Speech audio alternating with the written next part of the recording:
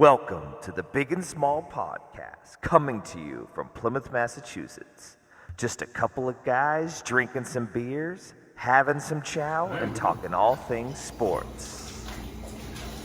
All right, here we go. I think we got episode 62, 63, I don't even know. We're getting up there. Crazy. We're getting up there. It's a lot. Yeah, we're actually, we kind of know what we're doing now. I think we're unied up. We got the same uni going, although it's like 400 degrees in here. But It's gorgeous, right? It's like a miserable night in Plymouth. What are you talking about? Yeah, it's raining, first time we've had rain in like a month. I know, but it's not cold, so. Oh my God, the wind's whipping off the water. It's scary out there by the grill tonight. But anyway, It's tailgating the game. episode 62 or 63, I'm not exactly sure which. Hit it up. Here we go. Thank you to our millions of viewers. Patriots tonight. We got the Pats. But before we get into the Pats, first of all, I'm dying with these friggin' allergies. I woke up this morning, my head's all screwed. I think it's because the wind's finally blowing. Yeah. And maybe the rain kind of gets stuff off trees. I don't know, but it's got me. I'm okay. I'll be all right. I'll power through this. Yeah, well, it happens. It changes everything Oh, back it's here, unless it's that climate change a little bit and all that. Yeah, so, a couple days of hell, but I'll be all right. Anyway, Let's have some Bud Lights. It tastes yeah, I'm good. Yeah. Dougie, sorry I can't be here, buddy, but hopefully maybe we'll see you this weekend. But we'll get hopefully Dougie will be on the next show with us, and we'll go from there. Yeah, so I figured we'd do I wouldn't call it say post-mortem, but definitely a death match of the Boston Red Sox. They signed Alex Cora, a little over a month ago, thinking he's the guy, but how do you look at literally, what is this, 3-4 years in a row where after the All-Star break, they just fell off a cliff? You gotta look at the manager. I mean, yeah, the roster's not the roster, but still. It's just the lack of performance after the All-Star game or after the trade deadline it's just brutal. Well, I think that's one thing. They do nothing at the trade deadline again, Right. which is typical management. I think they play. It just starts to sort itself out. But yes, I think there is some to do with the manager. But they obviously, their starters run out of gas. They do. The relief has been brutal as far as what they're giving up for home runs. That whole sweeper crap and everything, instead of just playing baseball, caught up with them. Yeah. And it is what it is. And we're not surprised. I mean, we've been talking about it all year. I mean, it's a strike out a lot, ton of errors, give up bombs. You know what that is, people? Recipe for disaster. Losing baseball. Yeah, I mean, I've been calling it the whole time. All those people bought tickets. It's embarrassing. The management is a joke. What they did at the deadline, how they went into the season, way overloaded with lefty batters. The middle infielders. It can go on, and there's some decent guys to watch, Yeah. But it's just to be a Red Sox fan and to have this many teams make postseason, and for you to have not made it for this many years is absolutely repulsive. The old days, and we keep bringing it up, you didn't get in, you didn't win that division. You could have had, the Red Sox probably had back in the day, like when they didn't get in 78 in those years. Yeah, they had the second best team in baseball. Right. But the Yankees were loaded. They ran through Baltimore. They would have been in the playoffs for like a decade straight anyway. Right. And, so it's even more of an indictment on the product, on the ownership, and you fans for buying tickets. If no one buy a ticket, it'd be nice because they'd be forced to either sell ownership, which was I'm praying happens, or they have to go out and spend. Well, as far as the tickets go, I mean, they're selling half the ballpark every home game to the visiting team. Yeah. So they don't care, That's why it's repulsive. Unprecedented. You go to a Red Sox game and, if they're playing the Mets, it gets taken over by the Mets. I mean, that's, my father's rolling over his grave right now. This is not Red Sox baseball. It's it's too. I mean, we got lucky. We had some really good years where they went 4 or 3. Yeah. So it's been great, but there was no interest in keeping it going, keeping the winning going. So it's just disappointing. Yeah, it's just, it's unacceptable. It's unacceptable. Bottom line. It's unacceptable to us, but it's acceptable to people that are younger than us, which is not acceptable. But, be that as it may, they've officially died. I think mathematically, they're 4.5 out, and there's 11 left or something like that. 4.5 and 10. Yeah, so Yeah, that's all. any day now. I mean, they did keep it quasi-interesting while the Patriots got ramped up, which was good, but it's over. It's over. Yeah, well, So- they won last night. Good game, 2-1. They're playing 500 baseball. Right. They're exactly 500. They're a game under going in. Yeah. And it shows you to even be in consideration For of a playoff spot. At 500. It whatever fellowship of the mediocrity. It's not good for the game either. But that's a whole different story. Anyway, so we've officially put them to bed. Yep. We called Good it. night. If you go back and look at our podcast from April, we called this exact scenario that occurred, like almost to the T. So bottom line is just follow big and small. You'll know what's going on. On all sports. Matter of fact, the next subject, the Boston Bruins, I brought up, I think in June or July, I said they will not sign Jeremy Swayman. Remember I said that? Yep. And despite rumors yesterday of them signing him, Sweeney came out and said, absolutely not. We're not close. So he said he was confident he said we'd get something done by December 1st. Something could be a trade. So, I mean, who knows? But from my perspective, I wouldn't be opposed to them trading him. They were saying on, I heard fellas saying that, Sweeney got hosed because he traded Allmark, saying to Swayman, delivering a message, okay, you're the man. Wink, wink, play ball. We'll get you signed to a long-term deal. Friendly for you, friendly for us, let's go. And Swayman turned around and said, no, I want top dollar. So he's not playing ball with what Sweeney thought he was going to do. No, and I think Sweeney's done a pretty good job, especially this offseason, but they butchered it. Yeah. Because you can be laughing saying, go ahead, see you later. Yeah, with Allmark. Trade him tomorrow, you get Allmark. You got the young kid coming up, was it Bussy? Yeah. I said, he's good, very good. I'm like, that's fine. You could get someone decent in a trade for him, too, and add to some offensive depth. I mean, they're loaded. I mean, if that they were team gonna- can win it. If they were signing for $6 million a year, like $6 million buys the top 6 forward. Exactly. So I mean, see you later. Totally. And Allmark's contract wasn't out of control. $5 million.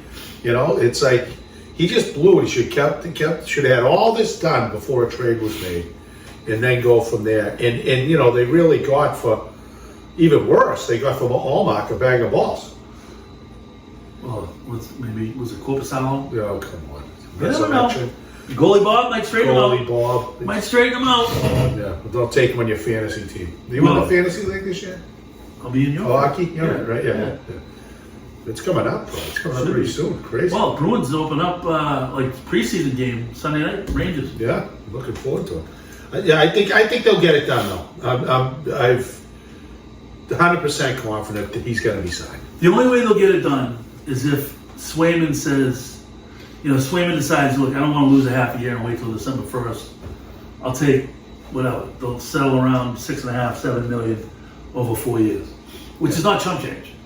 No, but And honestly, he's got to get at least that. In my opinion, I think that puts him right at the market. Like, what has he done?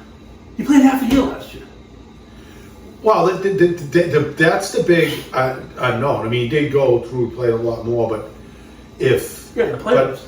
But 100%, if he can really carry the load Right. of number have one. 70% start of the starts of the season, I think he can. I think he's good. He can't not get close to $7 million in what's out there, what some of these guys are getting.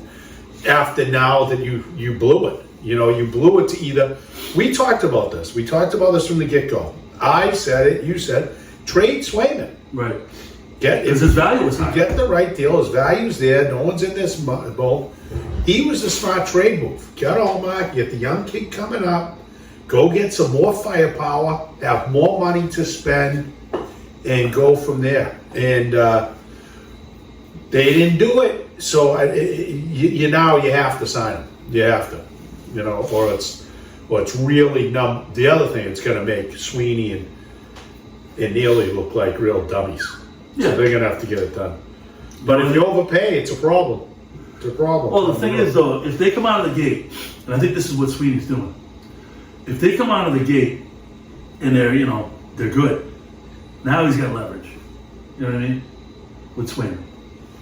So, I don't know. We'll see what happens. It's interesting. I think they're going to be really good this year. I think they're going to be better this year than last year. Oh, 100%. From a Ross's perspective. Not even a question. Yeah. That's why if he was smart for his career, he likes Boston. Yeah. He's going to have one of the best defensive cores. He's got the heaviest team in hockey. Yep. It's going to make him look even better. He's got, some very good defense. They're not lights out offensive centers, but you've got, between Lindholm and Coyle, outstanding defensive centers. Yep. Lindholm's a little Bergeron-esque. He is. The way he plays. Yeah, and I think some of these young guys continue to materialize. They could be, they could be excited. They got Ponta coming back, third line. Yeah, and another thing is they're definitely going to be in it again. Yeah. Unequivocally, you could be in that, coach. They're going to be in it again to the trade deadline. And then if you make a couple of the right moves there, where I think they might have some more flexibility to do it, or trade some guys, you have a chance to be very, very good team. So I think they'll get it done. We'll see. It's going to be an interesting couple of weeks, but they're getting ready to roll. So we'll see how some of these young guys keep maturing. Yeah. I mean, they're looking at Lysell coming up. They're looking at the other guy, I forget his name, but from Providence. He was the leading scorer last year. They're looking at putting one of those guys in the top 6, finally, They might, yeah. And then you got low rise a year older. Yep. It's gonna be Brazeau, those guys. They're definitely got a good club. I'm excited to see how it all shakes out. But let's take 1 minute break. We'll be back. We're back. So before we get into the Pats, Boston College, tough one last weekend.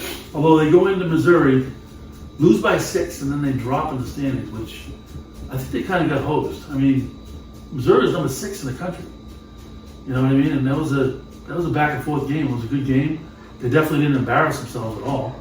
I think they made, probably they had a chance to win it, but I mean, they'd have to be perfect on the road to beat Missouri. And it was a good game, but they ended up dropping in the top 25. I think they're out. Yeah, they are out top 25. I think it's just because it's early and they got one loss and some other teams are still undefeated and are kind of on the cusp. But I agree with you. It doesn't, in my eyes, and I don't think anybody else's eyes, make it, think that they're not a top 25 club right now. Right. Brian's done a great job. They're physical. They just had, Castellanos is awesome, but he just made a huge mistake earlier in the game when they were really in control. And then they had a mediocre second half. Yeah, they didn't move but it they're on the road in Missouri. Missouri, 11-win team. They're, I would say, very probably going to be, they'll be in the football playoff. When's the last time Boston College played an SEC team? On the road. Never mind maybe the worst team in the SEC. Right. I'm talking about a power in the SEC on the road and didn't lose by 50. Right. I mean, this week I'm excited for that game. Saturday Michigan night. State at the Heights. Come to the Heights, Michigan State, and Boston College. But I think Boston College is going to beat them. I think they're a better team. I think that conference stinks, as we always talk about. And Overrated. If they win that game, they're right back. I'm looking at it the way it's set up for the ACC. After that, the only team they play that's ranked is Louisville. And I think they can... Clemson's in the top 20 now.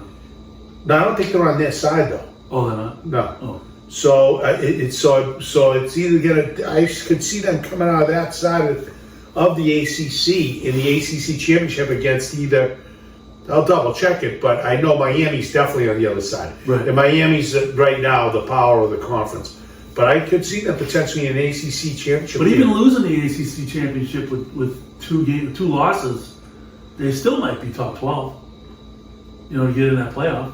Well, yeah, they'd have to not lose again. Right. Yeah. Right. But That'd be unbelievable. But either way, it'd be good if they just to get there would be something else, and you know it's a fun product to watch. So it'd be nice if Boston sports media, you don't have to hear Pete and repeat and Brett Breer freaking just When's mumble. Drake May gonna play? Oh my God, he can't say a thing without it taking 4. He's from Duxbury. He lives in Duxbury. I think he's from Duxbury. Let's get him on the pod. Yeah, well, I don't want him. He'll be on for 4 hours. They only put him on to kill time. You know. I'm like, and then why was Zolak on? Why is Zolak even in New York today? Because he's doing the game. I know. Why wouldn't you just fly down in the morning? Oh, I know. Right. He went last night and sat in a hotel room, and then get up and get on a show. There, just freaking fly down. Takes 10 minutes. I know. Freaking joke. It was so stupid. We probably caught a ride with the team. But anyway, I digress. But how do you not talking more? And Felger's the biggest fraud about this. And you know who else is a fraud about is Maserati. He grew up here. How about Michael Hawley? Yeah. Hawley tries to bring it up, but he gets bullied by Felger. But he has, but Maserati, you grew up in Waltham. Waltham, when you grew up, was a power high school football program, by the way. Not that you were on it. Freddie Smirlis. You actually went and played JV baseball at Tufts. Good for you. But you're a college kid in this town. They should be we have a local guy as the head coach. They're a solid product. And all we do is repeat if Drake May should play. All we do is repeat about the offensive line. We get it. Every idiot in the country gets it. Bring on some new material. Anything. But every time you do, it's like never funny. Zero funny. It's brutal.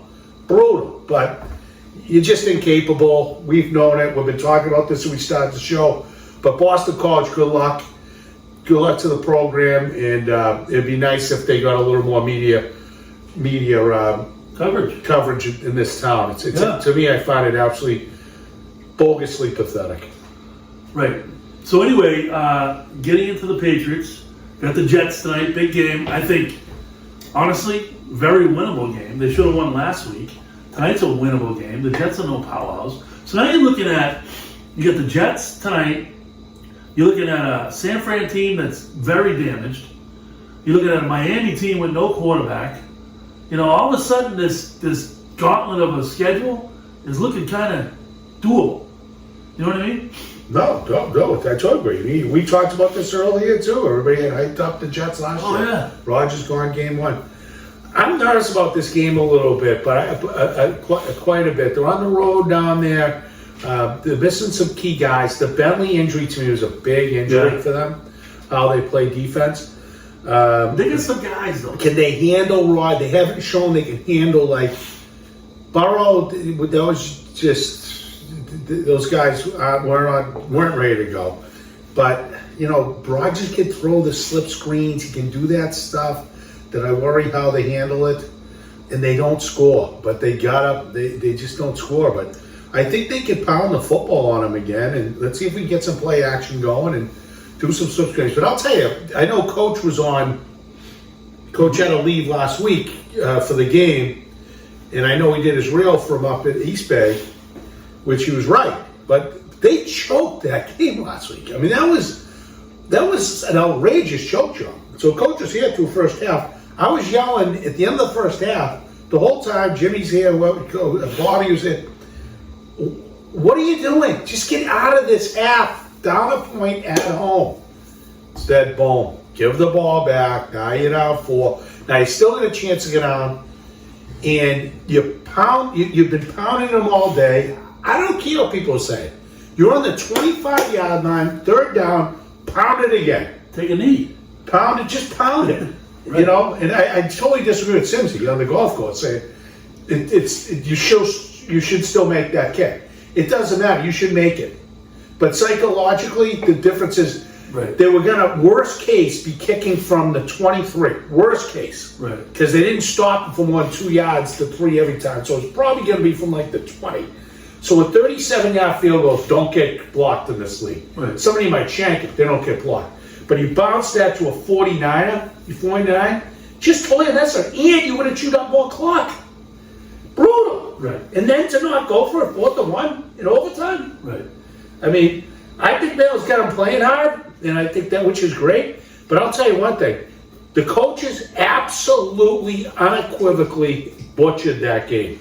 So they're going to redeem themselves. I don't know if they have the capability of doing it, but we'll see tonight. Well, I just don't like the fact that, I think they have the ability to win this game tonight. I don't want them buying into the script of we're not supposed to be that good, so it's okay if we lose, as long as we play hard. Like, that's a loser mentality. Like, I don't want them buying into that. I want them every week lining up to win the game because they're winnable. I agree. They're winnable games. I agree. I couldn't agree with you more. I'm looking, so it's going to be interesting for people. Like, you know, it's absolutely pathetic. It's on Amazon, but Yeah. you know, I just think it's outrageous. That's a whole other outrageous thing. But we can get it. We can get it going. It's no problem at the condo, and you'll probably get a reel from us at some point. Well, pregame. Do a But pregame. we already just gave the pregame. We have to do a little pregame. Oh, this won't come out till Saturday. So this isn't until Saturday. You can't. So predictions, Coach Fitz. I like the Pats tonight You do. by 2 points. I like them 22-20. I think they're going to lose again, but I think they're going to cover. And I had them covering all 3 weeks, which they've done. Right. And go for the. Oh my God, I was terrible in my Main Street pool last week. How'd you do? Like 6. I had 3 wins. Ugh. I went from winning at 12 the week before.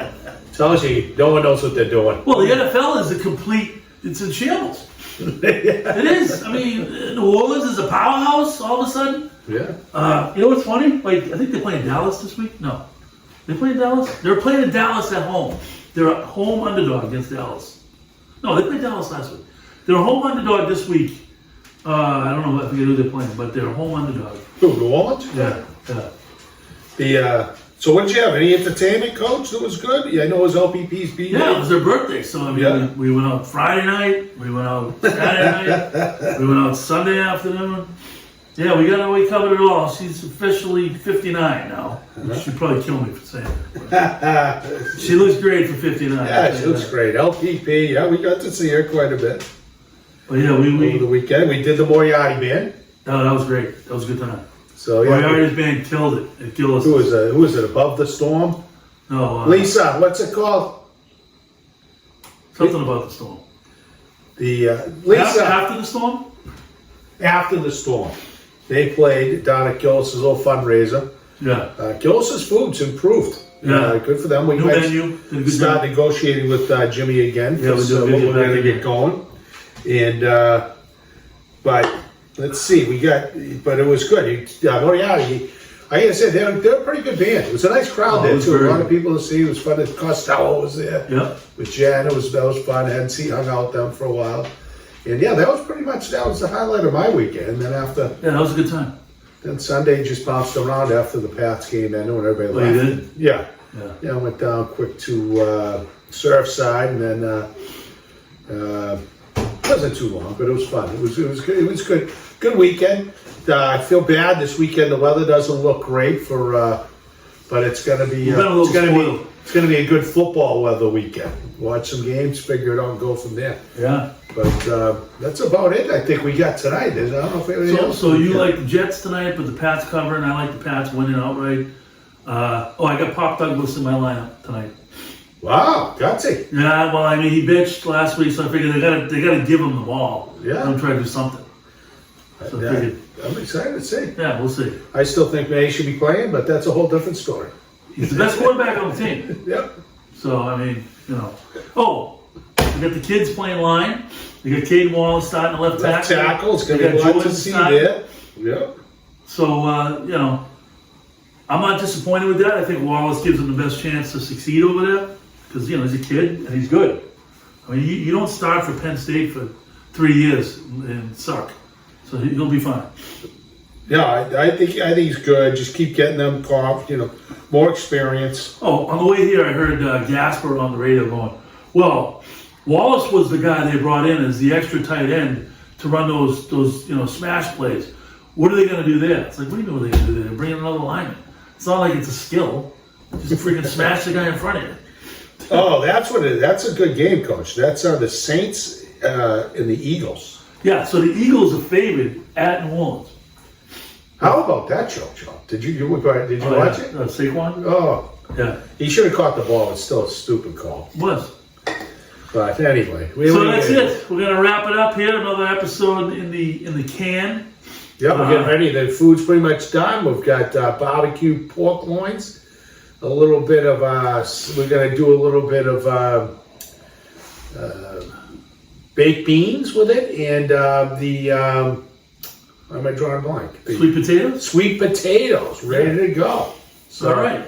we're gonna enjoy that. We'll see you later. We'll enjoy the show later this week, but you'll see us on my reel in a little while. A little while, and next time we're gonna get Dougie in here for the full show. We're here to give you all the knowledge you need.